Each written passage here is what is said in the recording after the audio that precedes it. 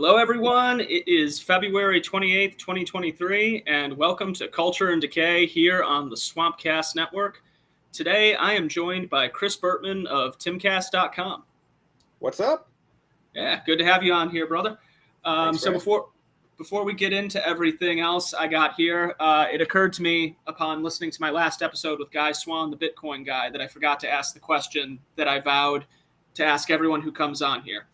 So this is just kind of the fun question before we get into all the things that I found when researching before this interview. Okay. So what is your favorite conspiracy theory? Ooh. Oh man. Doesn't even have to be one you believe, just one that's purely fun. Pre-COVID or post-COVID? Just oh man, that's it. There's been a lot, man. There's been a lot. I Just think like I mean, could my favorite one be that they're conspiracies in the first place? I mean, that's kind of the mother of all conspiracies. I'll give you that. Right? Like, if I had to choose a favorite, I probably 9/11, just because it was like a really formative thing growing up. Obviously, as a millennial, I'm the 9/11 4chan generation. Nothing phases me anymore. Nothing's shocking to me. I've seen it all. I come from that same world, man. So trust me, I get where you're coming from on that. Yeah, Yeah, the what was it? Loose Change, Zeitgeist, all those different films that all covered the 9/11 conspiracy theories. Oh yeah, I consume all that stuff. I'm fascinating. It was terrible, but it was a much more simple time on the internet where you could find those things willy-nilly. Oh yeah. Gotcha. So the follow-up question that I always ask people to that is, if say you turn on the news tomorrow and it turned out to be true, what conspiracy theory would you not be surprised to see on there? Like you turn it on and be like, oh God, of course. Which post-COVID, I feel like that's some low-hanging fruit now. Yeah, exactly.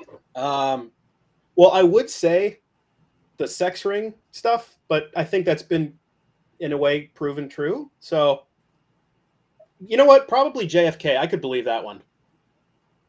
I could definitely believe that. Yeah, that's one that I feel like one of these days we're going to get the whole truth on that. Yeah. Like they're just waiting for someone to die. It just doesn't feel like it's that far of a stretch that somebody had a hand in it in the government. Yeah. No, I get what you're saying. And plus, wasn't Trump supposed to declassify certain documents relating to JFK or something like that? I thought he did. Did he? This could be something that I'm just not well read on. So maybe that's what he took home.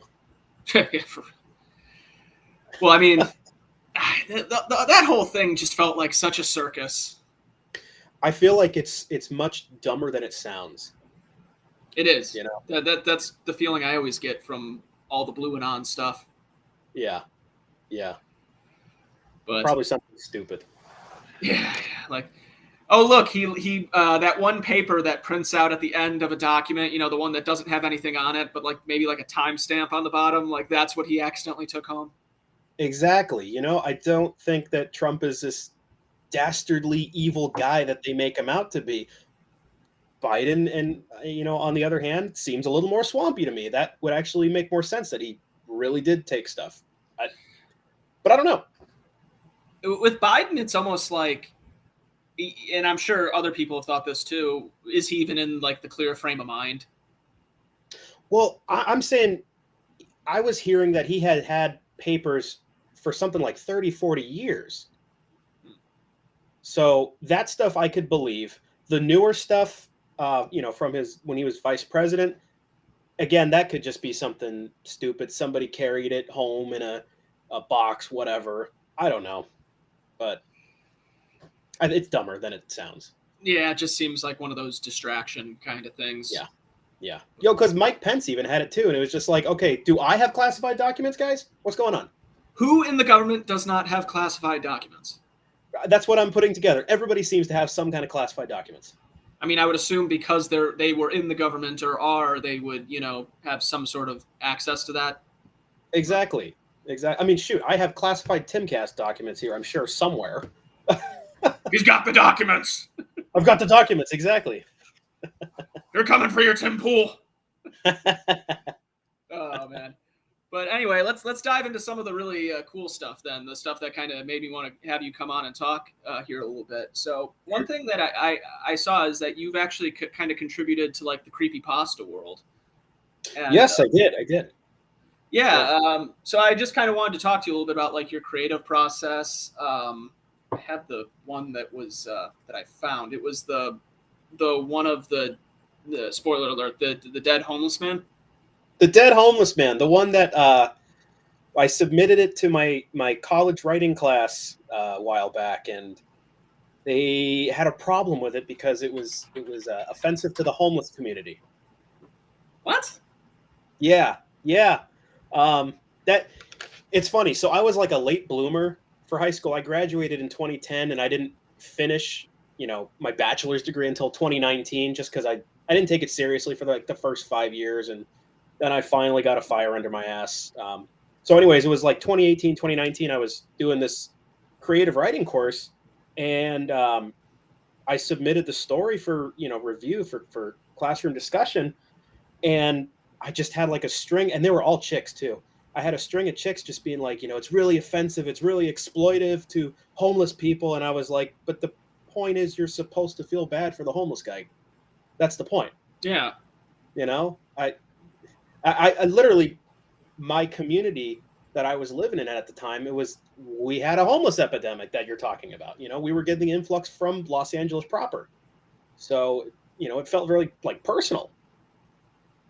Yeah, that was actually something I wanted to ask about, because I've noticed a lot with creepypastas, they tend to get really absurd sometimes, like Chuck E. Cheese coming to life and eating someone and stuff. This one seemed so grounded, like almost grounded in reality, that, I almost wanted to ask, like, was this based on a true story? Yeah, I would say inspired by a true story. Okay. So do you want to go down the whole thing? Yeah, go ahead. We got time. Okay. So you did read the story, right? I'm assuming. Yeah. Okay. I just brought up the name again too. The smell. My apologies. The smell. There you go. Yes.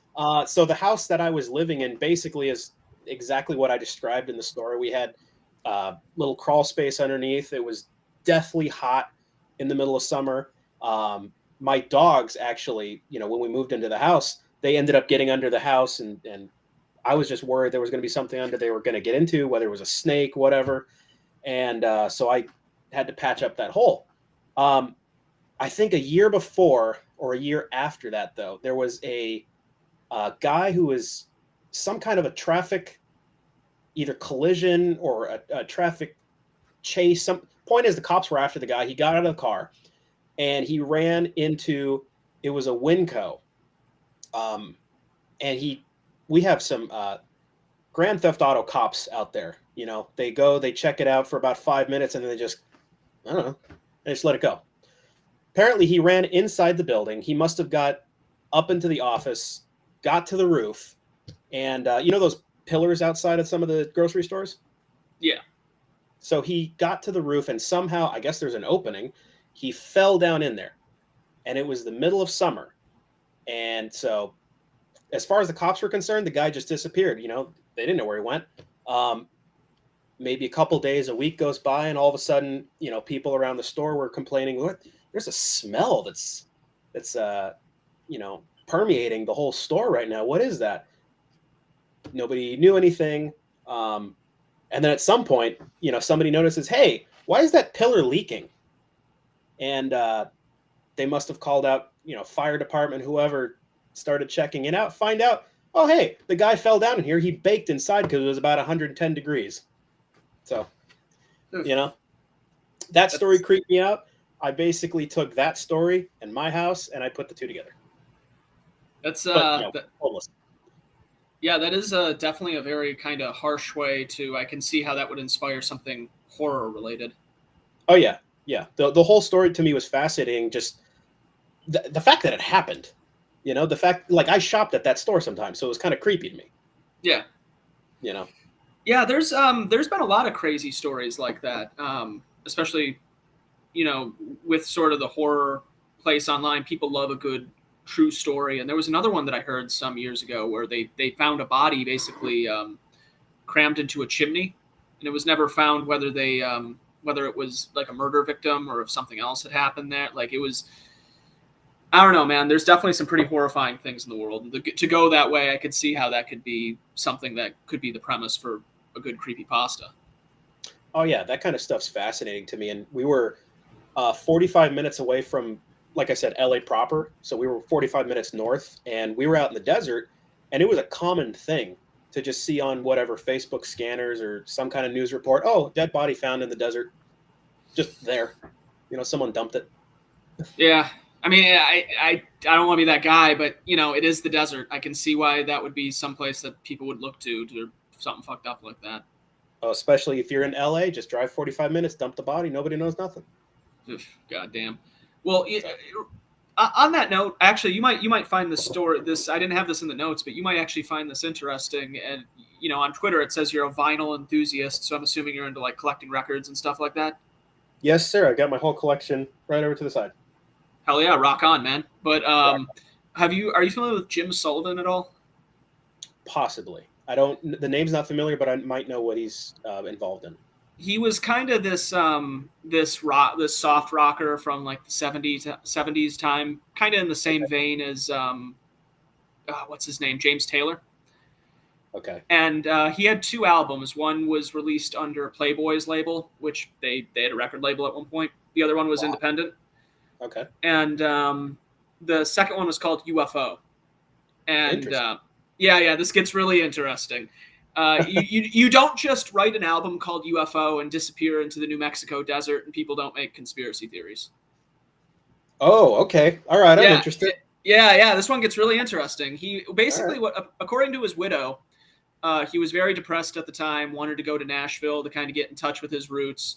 Somewhere en route over there, he stopped at he was kind of swerving on the road, and he stopped at got pulled over, stopped at a hotel somewhere in the New Mexico desert for the night, and just disappeared.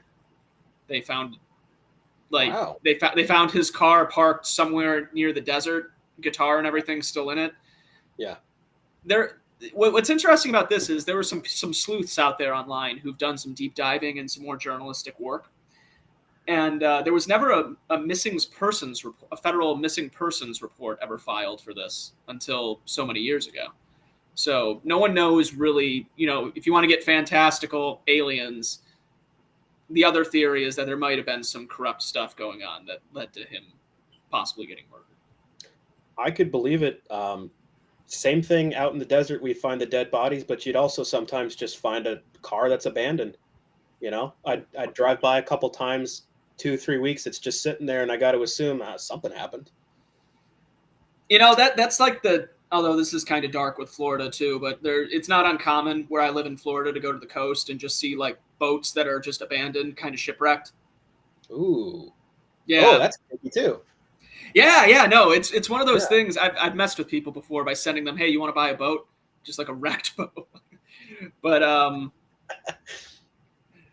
like I first thing I've always thought is like, what if someone were to go out there, just repair one of these things and take it? Like, is anyone going to say anything? It's honestly what I would think for a car like that too. But now that we're talking about like some of this dark stuff, I'm like, I don't know if I want to touch any of that anymore. Yeah, I know. How much of this is incriminating myself? Like, look, man, it's all for the trolls. It's all for the lulz. That's all it's for. Fair enough, man. Yeah. Go along for the ride. Exactly. I'm just here for a good time. I feel it, man.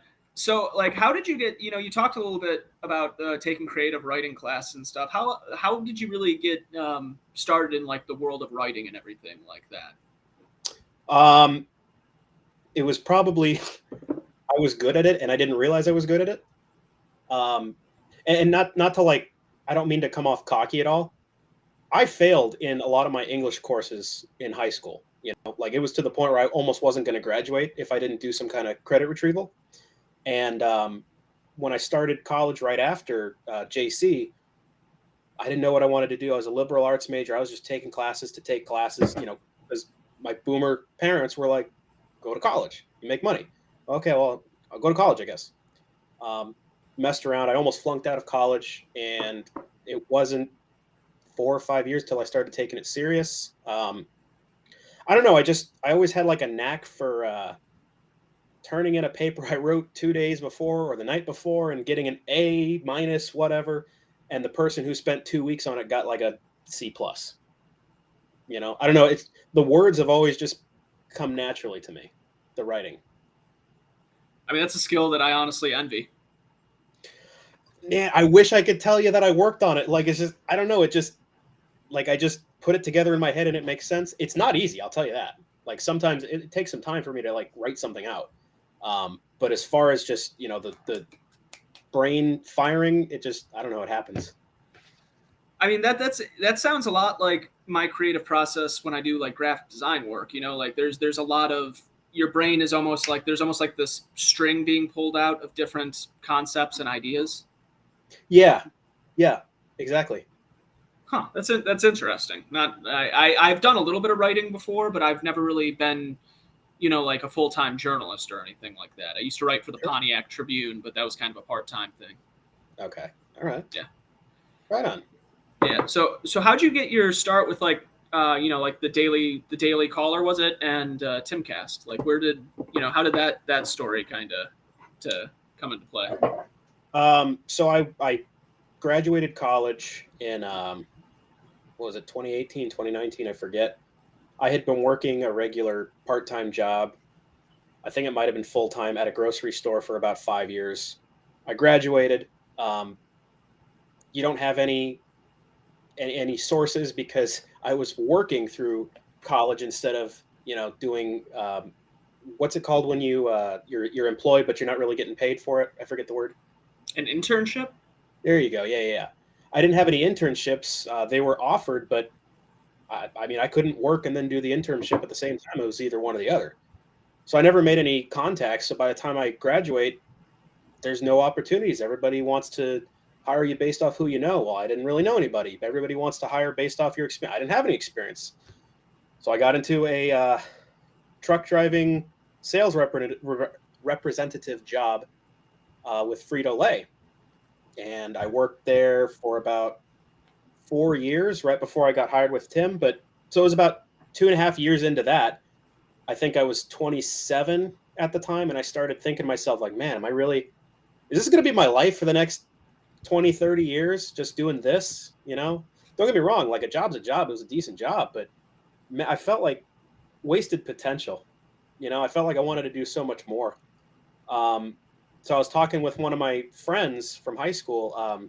Shout out to Anel Chavez. I don't know if she's going to watch this or not, but she was encouraging me to just apply wherever, even if it's just a base level, some kind of part-time writing gig. And I submitted to the Daily Caller because they had a contributor program. I didn't think anything of it. I got an email back and I wrote with them for 8 months. And then I was still working the other job at the same time. So I got into an accident at work and I was out for about 2 weeks. And just one of these days I saw Cassandra McDonald. I saw her tweet that they were looking for writers. And, I had applied to Tim a couple times through, I think, the email, never heard back. And when I saw her tweet, I took my little daily call. I want to say Daily Wire, Daily Caller profile. And I just told her, hey, I'm available. Didn't think anything of it. I'm like, I'm not gonna hear anything back. It was just a shot in the dark. And I think like a minute later, all of a sudden I had a DM from Cassandra saying like, hey, like send me your information. I was like, you gotta be fucking kidding me. That easy? Really? Because I was sure if I could get into communication, I was sure like, okay, I could work something out. Like they seem like they're cool. I'm laid back. I know I can do the work. And it just started from there. That was last May or June. They flew me out. I did a little interview, and then I had a 3-month process of packing up, selling stuff, getting rid of stuff, tying up loose ends. Because I was in California my whole life. Everything, my roots, everything was there, and took off to West Virginia. Damn, that's quite the adventure. Dude, it was a hell of an adventure. Last year was wild. Like that's That's good, kind of getting yourself out there like that too. Like I feel like that's something I've been really trying to do, and other people I know have really been encouraging me more to kind of just keep getting my stuff out there. Eventually someone's going to see it. Exactly. It's that. Well, it's also the smell. The story that I wrote, that was another thing that they liked too. Nice. I know, I think it was Cassandra and I think Shane read it, but they were really interested in it. Even the smell was one of those things that it was just a shot in the dark. About 5-6 years ago, I submitted it, didn't think anything of it. They published it. Awesome, cool. And it's like, to this day, it's still helping me out. I mean, that's all. And to think that people were actually criticizing that. They were. And I don't mean to like be mean, but like, I'm the one who's now advancing in my career and they're just yelling at the sky still. Sometimes people just don't know, man. Like J.K. Rowling's Harry Potter got rejected several times before it was accepted. Yeah. Like, and we all know how popular she is right now among the woke types. Oh, I love the Wizard game. I'm enjoying the hell. I keep on telling people, thank you for reminding me of something from my childhood that I kind of forgot about. Yeah. It's fun. I liked it a lot. I never made it my personality because that's just weird. Yeah. But it's a solid story. Yeah. Like a good story is a good story. Like that's what exactly. That's the thing that always drives me nuts. It's like even, I kind of piss me off with the woke types because it's like with J.K. Rowling especially. Yeah. Like she still isn't right wing by any means. She donates to the Labor Party. Yeah. Exactly. Yeah. But yeah, I can see how they would like the smell, especially at least Shane. I don't know about Cassandra, but he's the one who does Tales from the Inverted World, correct? Yeah. Like even though that's a fictionalized account, that does kind of go hand in hand with what they do with that series. Absolutely, yeah. Which there's definitely a lot to be explored on that end. So do you think you'll ever end up writing something as far as like fiction goes again? I wouldn't mind. I know I've got on some of my old computers in here somewhere on a hard drive, I've got just a handful of stuff that I've started and I never really fleshed out. I know once they started, going at me in class, that kind of jaded me to the whole thing. I was kind of like, what's the point? Do I really want to get in this industry if you guys are just going to criticize what I'm writing about and not how it actually is written, if it's good? Yeah, that could be very demoralizing. Oh yeah. What's funny is my teacher, he was a self-described socialist. And even he had to tell the people in class to chill out. Really? Yeah. Wow. I was surprised. He was cool. For a whack job, that guy was pretty cool. I'm not going to lie. I mean, there's that's another thing too. Like just because someone believes something politically, that doesn't mean they're not a cool person. Yeah. Yeah, 100%. Freaking, I had a Western Civ professor who was, just stereotypical evangelical Christian guy, but he was still cool as hell. Yeah. Exactly. I miss that. I miss connecting with people, and not really caring about what they actually believe politically. I mean, that's where I don't know if you're a fan of Michael Malice at all. He's pretty cool. I like him. I'm a big fan. You can tell Anarchist Handbook up there. Big fanboy. I've got it somewhere over here. I think that same one. It's either here or maybe in my other room. Hell yeah. But he does these AMAs from time to time, and I always like tuning into them just to see what people ask. And people constantly ask questions about, oh, my friend doesn't like this thing, thinks this politically, or, someone in my family thinks this. And the point he always has, and I think this is just a good lesson that anyone can take from this, why does that even matter? If you have a friend who doesn't like the same music as you do, are you going to try and talk about rock and roll with them? Yeah, exactly. Try to find we both enjoy action movies. Let's talk about that. Right. So like even my best friend, he's kind of, I say this nicely, he's kind of a normie. He's like not politically initiated. He's aware, but not really of what's going on. So that he'll kind of like throw jabs at me and tell me how, you're this right-wing MAGA guy. And I'm like, well, yes and no, I guess to what you think. Sure. But, at the same time, it's like I'll watch an MMA game with him. I'll play video games with him. Like he's still my best friend. Yeah, exactly. You know, like there are more. Life is too short to spend too much time pondering on the politics of bullshit. Exactly. Yeah, I don't know. That's why I think it's why I really admire what you guys are doing over there at Timcast and trying to build more on the cultural end of things instead of just the political. It's really important. You don't realize. I guess I never realized how important it was until we got to this point in time. If that makes sense. No, I agree, and I was probably the same way. Just kind of thinking like I don't want anything to do with this. It's a weird side stage thing, and now it's just become massive. Yeah. So yeah, no, it's really just cool to see how you guys have been doing everything, Timcast records and all that different stuff.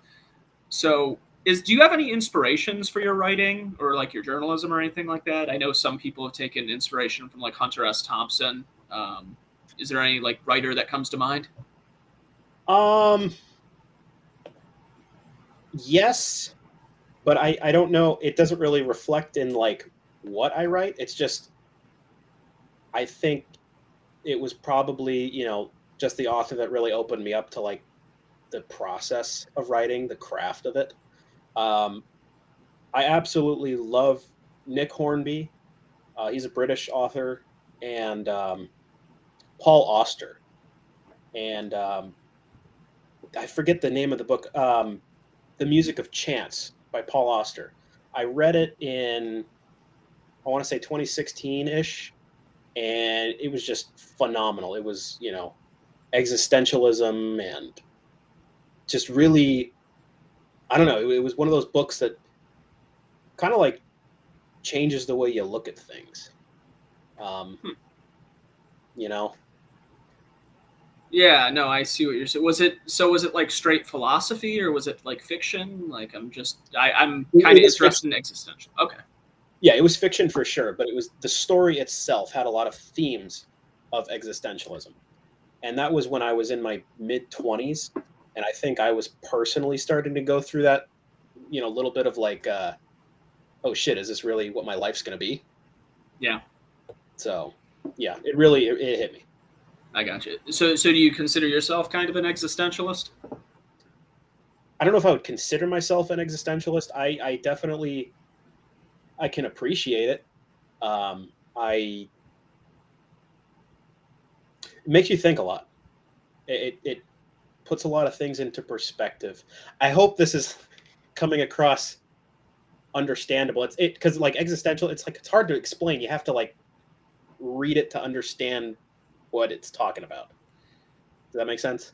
No, I get what you're saying, especially with like nihilism, existentialism, absurdism. At least when I've read different things into those, I have to reread things just to kind of wrap my head around it.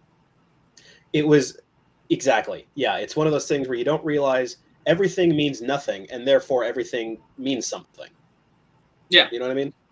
Yeah, because there is no purpose, you now have the room to build whatever purpose you want. Exactly. And I think that's also where like Jordan Peterson came in with the 12 rules for life and just the way he blew up. It was trying to give responsibility to men. It put a lot of things into perspective. I was definitely going down the nihilistic route where nothing mattered to me, and I don't know, something about that clicked where it was like, oh yeah, that's right. I have to make things count because like, this is your life. This is all you get. Yeah. I think Peterson was a good wake up call for everyone, especially in regards to just, we talk about like existentialism. Most of the prominent thinkers that come to mind, they're all dead now. Yeah. From Nietzsche to Viktor Frankl, everyone I can think of is they've all passed. Sure. But at least with someone like Jordan, he's still out there, interacting with the current world. Yeah. And it's really, I don't know, the way that he gets so much hate, it doesn't make sense. For the people that are hating on him, it's like you have never sincerely listened to what he's saying. And on the side of that is like, if he's helping people, why are you upset that he is helping people? Like, they're getting their lives in order. Why does this upset people? Yeah, there's well, I can at least speak for like the libertarian camp. Lately, since he's been doing the Daily Wire thing, there's been things that have kind of made libertarians wonder if he's, going Yeah. down the neoconish path. I just keep on saying Peterson loves to use allegories from modern myths, so I just say maybe this is Luke Skywalker looking at Darth Vader. Anakin's still in there, man. Yeah, yeah. Like, look, nobody's perfect. Everybody's Yeah. going to have a bad take here and there. I still think he's a net positive. No, I agree. And my argument to, what I just told you, playing devil's advocate and replying to that, I would just say that, his contributions to helping people out in their individual lives are more important than whatever he thinks about foreign policy. That's not his specialty. Exactly. Yeah. Like there was, I don't know if are you familiar with Scott Horton at all? Mm-mm. He's the author of Fool's Errand, Time to End the War in Afghanistan, and Enough Already, Time to End the War on Terror. Really smart guy when it comes to that sort of stuff. But he went on this tirade against Peterson, and all I could think was, this is not, I understand you disagree on this, but, there's more to him, what people see in him than just saying, well, a boy is a boy and a girl is a girl. Like, that's the bare minimum of what people see. Yeah, yeah. And I found myself saying something to the effect of a lot lately. I would rather argue with people that are trying to take kids to drag shows and that are trying to destroy our country. I would rather argue with them than somebody I agree with 95% of things on.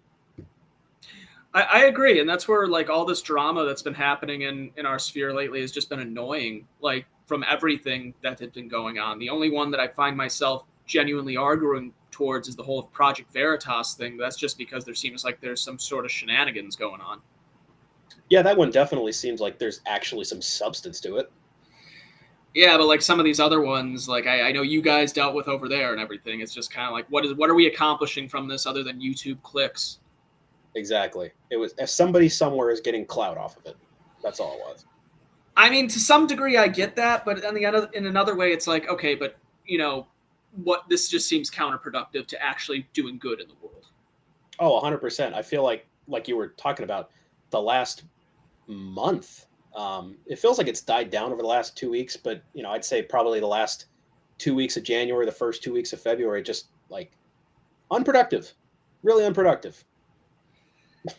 No, there's no other way to put it. I mean, it got to a point where on Swampcast, we were planning an episode, one of our previous ones with the swamp creatures, and we were going to talk about certain things, but then Josh Halavka, the one guy on our show, shout out to Josh, he basically was like, this shit's all a distraction. Let's just do something else. He's right. Yeah. Yeah. I mean, look, it's what, 2 weeks or so since it started dying down, and like, I don't know, life moved on. I mean, exactly. Right. Like, in many ways, it's not any different to what we see in the tabloids at the grocery store. Yeah. You're right. National Enquirer and all that shit. Yeah. But to kind of circle back to Peterson a little bit, I know that he's had a profound influence on the culture. Like, there's very few people in our space who have really kind of smashed through that cultural wall. Like, as much as I love Timcast and I do admire what the Daily Wire is doing, even if I don't agree with them on everything, as much as it kills me to say this, I feel like right now we're kind of in this area where we're almost like Christian rock, or like those Christian niche movies. Like, I've always wondered, like, how can we break through that? Well, kind of like what you were mentioning about Timcast and just breaking into culture. The whole thing is with the Christian movies, and it's basically the opposite side of woke. Yeah. It's the same energy as woke, but Christian, or whatever. We have to get back to the type of entertainment that's just entertaining. The message has to come second. Yeah. Well, so that's where, a good story doesn't have to tell you something directly. Like, it's kind of left to the the person's viewing to kind of interpret different things. Yeah. Like I always go back to the original Star Wars being some of the best, some of the best movies for doing that sort of stuff. Right. Like Episode 6, Luke is wearing black the whole time, and it's only at the end when he has overcome the evil within that it's torn and you can see the white underneath again. You don't really see a lot of that with things today. Yeah, and I know like a lot of these movies they've got the leftist agenda going on. That's the thing that really makes it. Some of these things would be entertaining, but it's just the fact that you've shoehorned in the script that's I think I'm using the right word, didactic. You're basically telling people what to think. You know? And I think that was the problem. Have you seen The Purge? Yes. So silly movie. Very silly movie. Very silly movie. Like the guy who's like the main killer is the main reason to watch that movie. The blonde guy. Yeah. But so like the second movie on, they started telling me, hey, this is social commentary on rich versus poor. The first one, I rewatched it. There was a little bit, but I was able to go in and just watch it and be like, okay, I get what they're saying. Rich versus poor. Cool. It's a silly, I don't know if I would call it horror, but horror ballpark. Sure. But that's the thing is, I don't want to be told what to think. Come on. Like most of your audience, they're smarter than you think. Yeah. I mean, like even even going back to, I hate to have to keep going back to Star Wars. Maybe it's just because I've watched them recently, so it's fresh in the mind.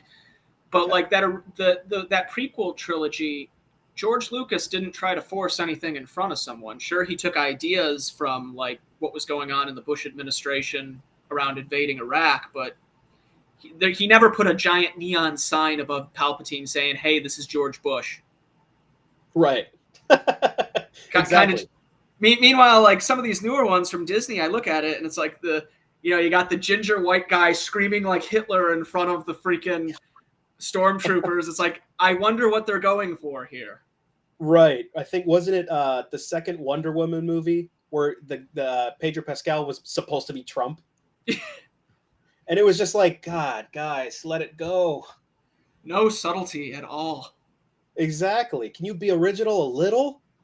That was the disappointing thing about Trump, was when he got elected, I was thinking like, oh, maybe this will lead to a revival and good anti-war rock, conservative rock and roll and stuff. And no. No. I was, man, like I just remember seeing the lead singer of Green Day arguing with people online and thinking, Jesus Christ, what happened? Seriously, man. You know what? I think I felt the same way as far as the COVID thing. And I think we've seen a little bit of it as far as music goes. It definitely feels like there's some stuff coming out that's a little more edgy, a little more like to something that comes to mind is like the new Shinedown album. I don't know if you listen to them at all. I'm not familiar. Are they like just from the name, it sounds like a harder rock? Is that what you call them that? Yeah, they're more of a hard rock from, I think they started around early 2000s or so. I listened to them a bit in high school, and then I didn't pay attention to them for like 15 years. And then all of a sudden they put out this new album and I'm listening to it, and it felt like, oh, okay, there's some attitude in here. I get it. And there's definitely, like I was saying, some social undertones about, well, COVID, maybe some 1984, but they're not coming out and saying it. But you got to listen to the lyrics, and it's like, oh, okay, they're telling me something. Oh yeah, no, there's like a lot of musicians I've noticed who have been like absolutely great with that. Like, I don't. Are you familiar with Frank Turner at all?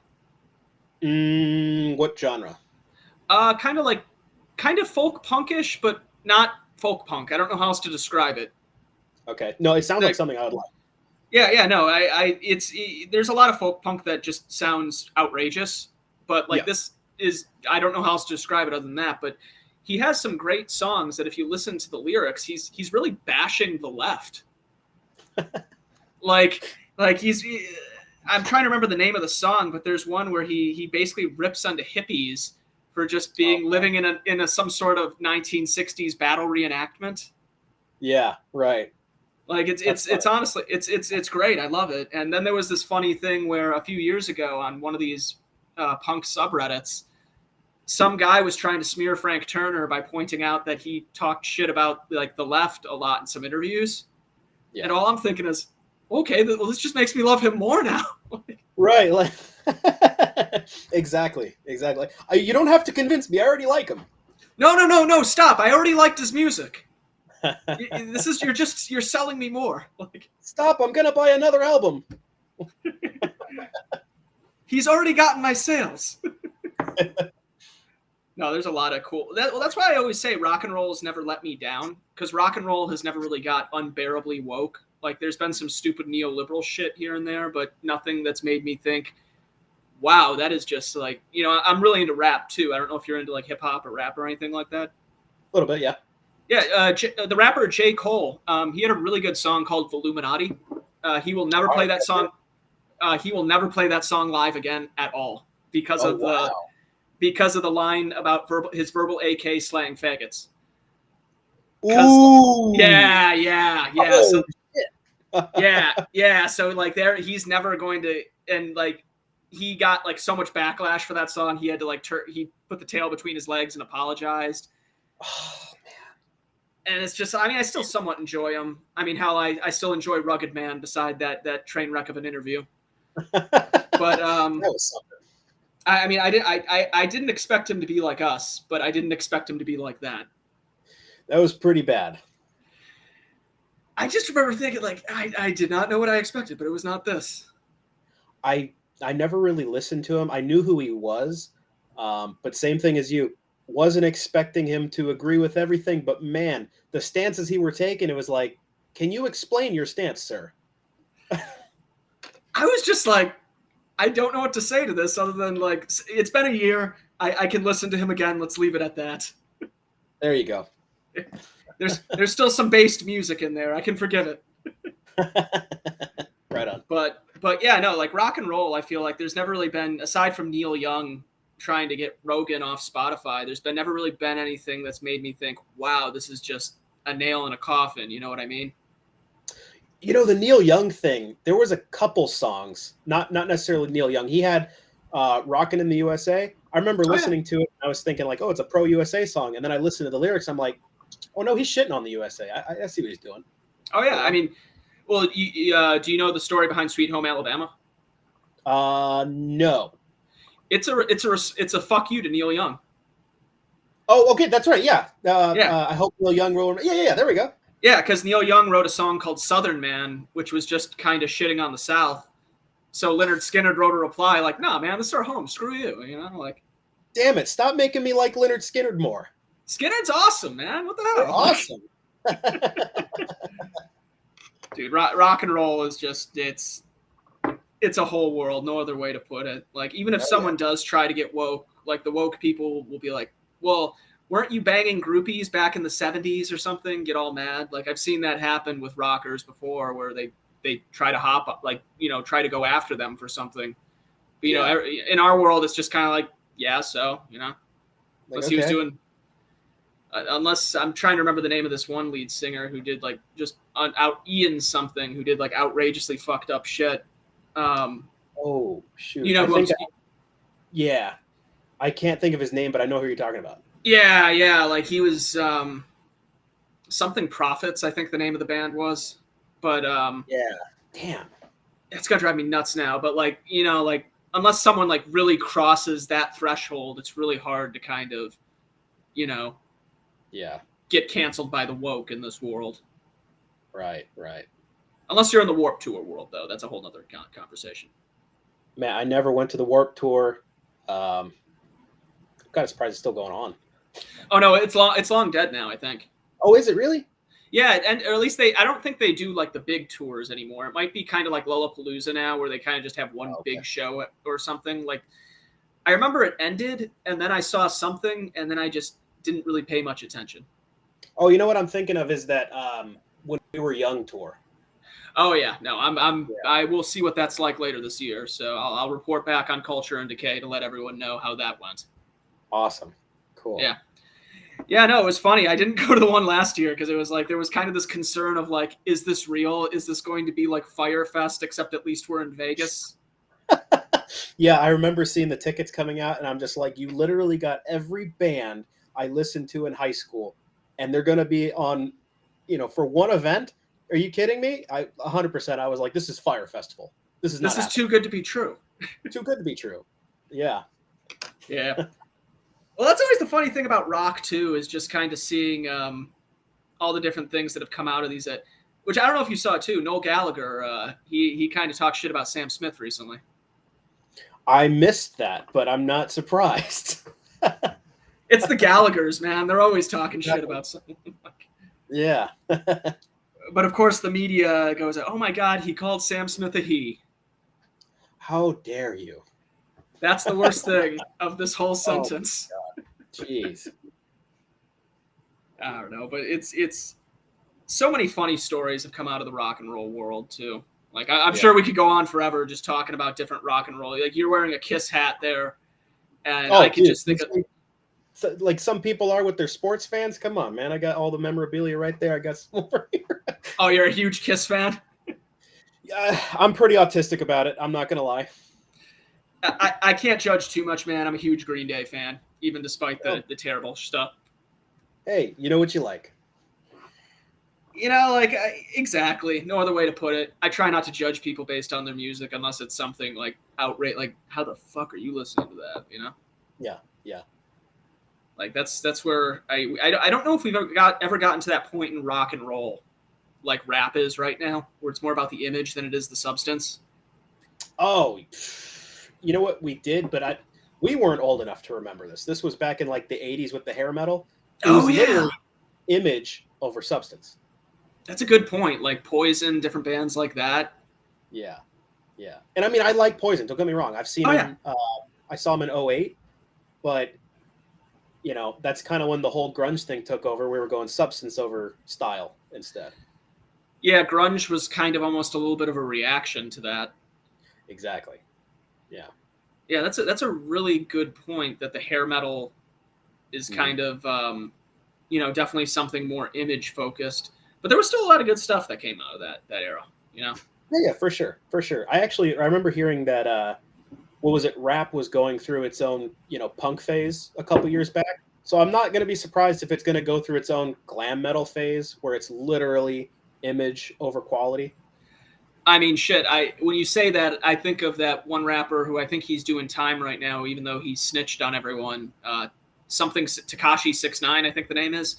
Oh God, that guy? Yeah, the guy with like the rainbow hair and like the rainbow stuff on his teeth. Like that's like, I feel like that's like peak, like all image. Yeah, 100%. Yeah.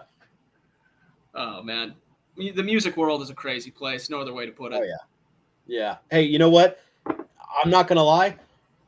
I wouldn't call myself a fan of 6ix9ine, but for sure, just the angry whatever he's saying, it's gibberish, but it sounds angry, and I kind of dig it. I'm not gonna lie.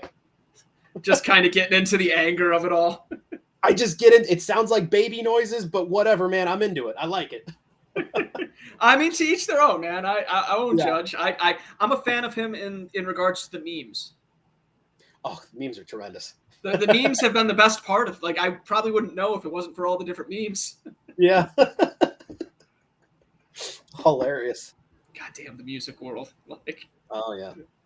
I mean, like, there's a whole other aspect to that too, which this kind of goes back to the whole Timcast thing, where like you guys are kind of breaking into music as well.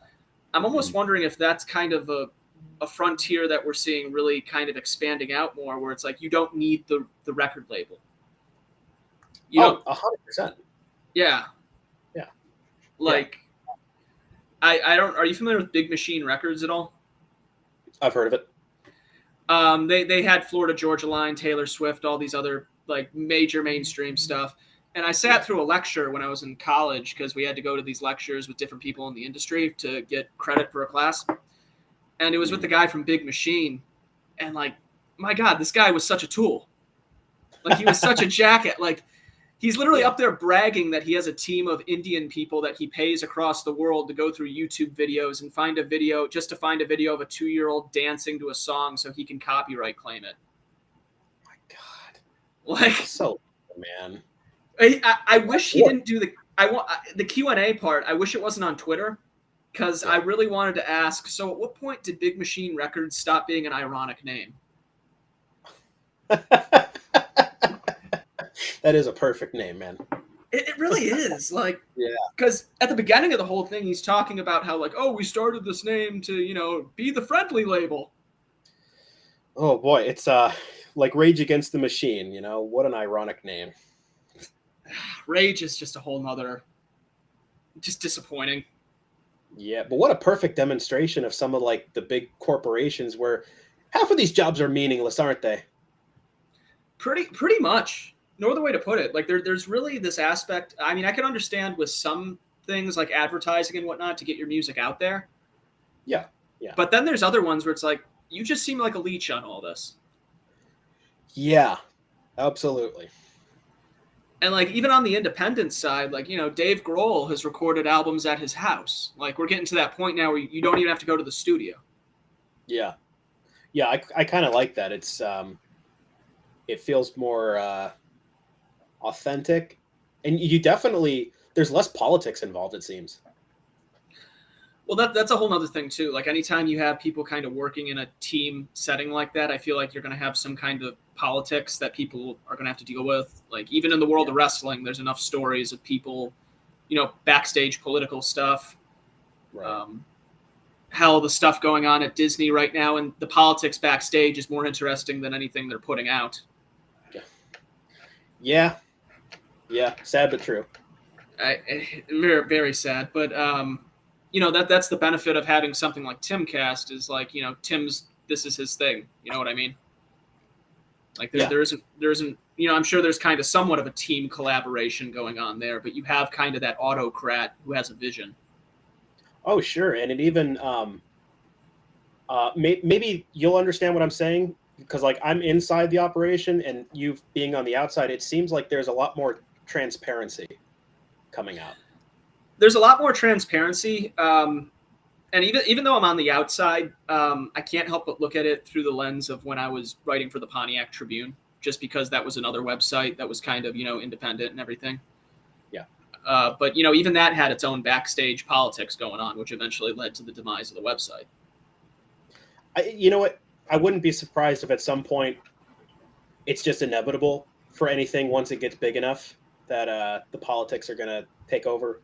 But I for sure think, we're on the right track, I would say. Yeah, no, I'd say that. And I can't remember what the law is. Some guy from Young Americans for Liberty told me this. If an organization does not explicitly state itself to be right-wing, it will eventually end up being left-wing. Yeah. So I can see that. Yeah, it's a funny little game going on here. So we're coming up to the top of the hour here. So is there anything you really want to plug just to kind of let people know where they can read some of your stuff, maybe some of the things you put out today? Because I noticed there were some interesting articles that I had pulled up here, but honestly we're like running to the edge of time. I don't even know if we can get to any of these. It was all the music talk, man. I can't help it, man. Like rock and roll is something that I'm passionate. Like shit, I'm wearing a CCR shirt right now. Like right on. I was just listening to them earlier today. Rock on, brother. You know what? I'm not a musician, but I'm a music appreciator. That's what I am. As far as a plug, obviously Timcast News. Follow us at Timcast News on Twitter, Instagram. We just started a Facebook page. I can't remember if it's Timcast News or Timcast Newsroom. I think Tim is Timcast News on Facebook. I'm not sure. Check both.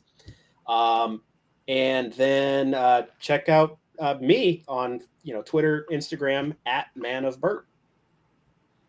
Hell yeah, right on, man. And for everything here at Culture and Decay, I'm just going to tell everyone to go check out Retro Remnant because RetroRemnant.com got a whole bunch of new merch up there recently. I taken inspiration from Timcast and everything. I founded a second site to my other one just to kind of break through to the non-political world. Right on. And, that's just kind of been something we've been building up here and got some new designs on the way. So that's going to be really cool to watch us unravel those. Also for Swampcast, next week we will be having Jeffrey Hahn on to talk about his new book on COVID-19. So that's going to be a crazy one. I don't know if you guys are familiar with Jeff or not, but he is quite the out there guy with a lot of his beliefs. But when it comes to COVID, he is really good at bringing receipts. Cool. Right on. Yeah. Just don't ask him about gravity. It's going to be a fun one. All right. Sounds fun. But yeah, it's going to be fun. Anyway, everyone, thank you for tuning in. We will see you